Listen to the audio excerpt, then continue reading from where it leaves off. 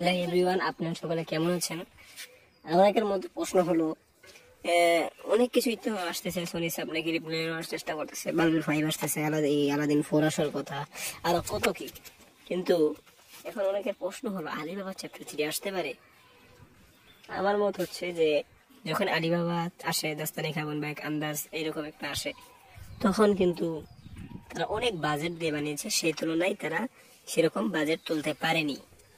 আমার মনে হয় না যে সোনি সাব তা আনতে পারে, কারণ সে সময় তো লস গেছে।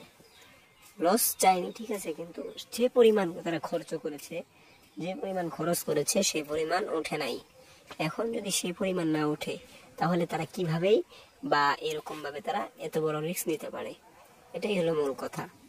যদি তারা রিস্ক নেওয়ার আজ্ঞা রাখে, তারা রিস্ক নিতে পারে, তাহলে হয়তো কখনো আসতে পারবে, অন্যথায় আসতে পারবে না। এটাই অর্থাৎ বেশিরভাগ চান্স যে আসবে না। তো আগামীতে আসতেছে CID 2, এটা কারণ মানুষের চাওয়া আছে এবং ব্লকবাস্টার হয়েছে। তো আজকের ভিডিওটি এই পর্যন্তই। ধন্যবাদ পুরো ভিডিওটি দেখার জন্য।